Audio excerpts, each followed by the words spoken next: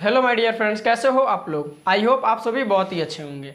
तो आज का हमारा ये टॉपिक है उत्सर्जन।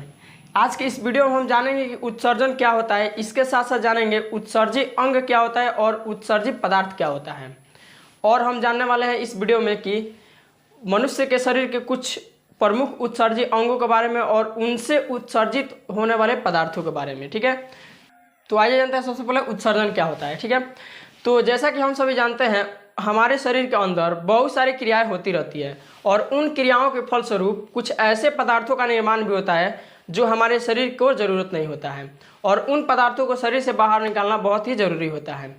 तो ये जो प्रक्रिया है ना, खराब पदार्थों को हमारे शरीर से बाहर निकलने का, इसे ही उत्सर्जन कहते हैं। और जो पदार्थ इस प्रक्रिया में बाहर निकलता है उसे उत्सर्जी पदार्थ कहते हैं और जिस अंग के द्वारा ये निकलता है उसे उत्सर्जी अंग कहते हैं। तो उत्सर्जन किसे कहेंगे, तो अपशिष्ट पदार्थों को शरीर से बाहर निकालना ही उत्सर्जन कहलाता है।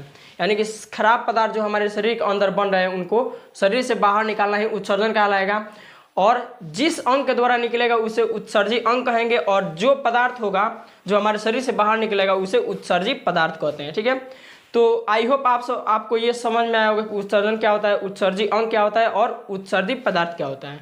तो आइए अब देखते हैं मनुष्य के शरीर के कुछ उत्सर्जी अंगों के बारे में। अगर मनुष्य में देखा जाए, मानव में देखा जाए, तो ये 5 उत्सर्जी अंग जो होते हैं ना, ये इंपॉर्टेंट होते हैं। ठीक है, पहला जो है त्वचा। यहाँ पे लिखे हैं उत्सर्जी अंगों के बारे में और यहाँ पे इनसे जो खराब पदार्थ उत्सर्जित होते हैं यानी बाहर निकलते हैं हमारे शरीर से, इधर उसको लिखे हैं। तो सबसे पहले जो है त्वचा। त्वचा भी क्या है हमारा, तो एक उत्सर्जी अंग होता है। त्वचा से कौन सा उत्सर्जी पदार्थ बाहर निकलता है, तो पसीना। पसीना जो है हमारे शरीर में जो है एक खराब पदार्थ होता है, अपशिष्ट पदार्थ होता है जिसे बाहर निकालना जरूरी होता है। ठीक है, इसके साथ साथ नमक। नमक कैसे बाहर निकलता है, जैसे कि गर्मी के दिनों में अगर हम कोई ब्लैक शर्ट पहन लेते हैं और काम धंधा अच्छे तरीके से कर देते हैं तो क्या होता है, हमारे शरीर पे कुछ उजला उजला धब्बा जैसा दिखने लगता है। वो क्या होता है, तो नमक होता है जो हमारे शरीर से त्वचा के माध्यम से शरीर से बाहर निकलता है। ठीक है, तो पसीना और नमक ये क्या है, तो त्वचा से उत्सर्जित होने वाले जो उत्सर्जित पदार्थ है। ठीक है, दूसरा है फेफड़ा। फेफड़ा से कौन सा उत्सर्जित पदार्थ उत्सर्जित होता है, तो CO2 यानी कि कार्बन डाइऑक्साइड। जैसे हम श्वास ले लिए ऐसे और हमारे शरीर के अंदर जब छोड़ते हैं तो क्या निकलता है, कार्बन डाइऑक्साइड निकलता है। तो उसको भी, कार्बन डाइऑक्साइड को भी हमारे शरीर से बाहर निकालने के लिए निकालना बहुत ही जरूरी होता है और निकालने का कौन काम करता है, तो फेफड़ा करता है। ठीक है, नहीं तो कार्बन डाइऑक्साइड बहुत ही खतरनाक गैस होता है, अगर हमारे शरीर के अंदर रुक जाएगा तो मृत्यु हो सकता है। ठीक है, और दूसरा क्या है, तो वाष्प।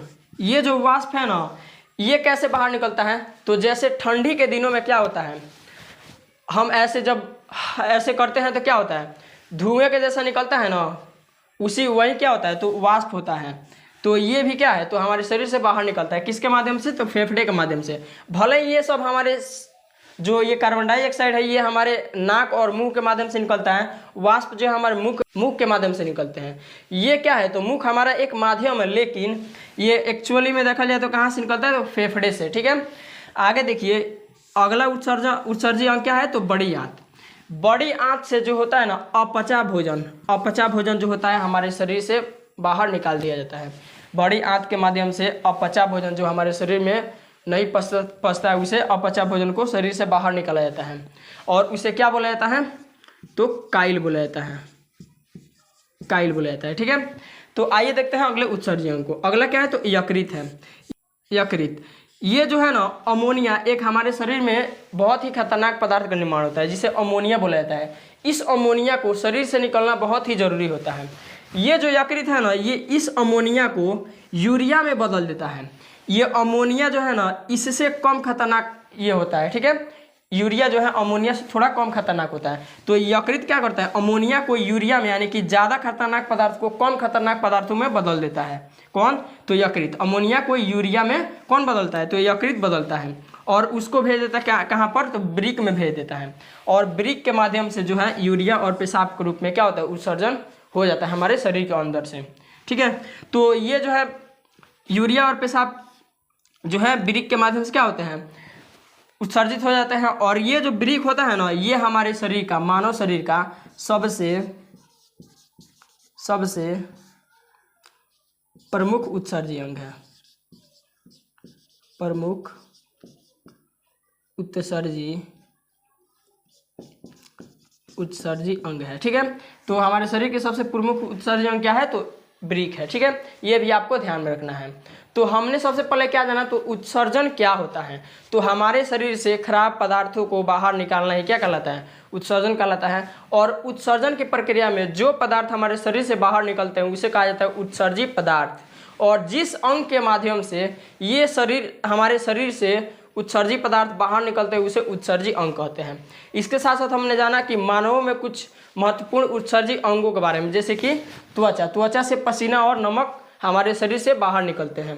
दूसरा हमने जाना फेफड़ा से क्या होता है कि कार्बन डाइऑक्साइड और वाष्प जो है हमारे शरीर से बाहर निकलते हैं। तीसरा हमने देखा कि बड़ी आंत से अपचा भोजन जो है हमारे शरीर से बाहर निकलता है, जिसे काइल बोला जाता है। ठीक है, अगला हमने देखा कि यकृत के बारे में हमने देखा। यकृत क्या करता है? तो ये जो है अमोनिया को यूरिया में बदलता है और वृक्क के पास भेज देता है। वृक्क से क्या होता है? तो यूरिया और पेशाब जो है हमारे शरीर से बाहर निकल जाते हैं। तो आप इसका स्क्रीनशॉट ले सकते हैं। अगले वीडियो हम जानेंगे वृक्क के बारे में। ठीक है, तो वृक्क के बारे में अगले क्लास में हम जानने वाले हैं।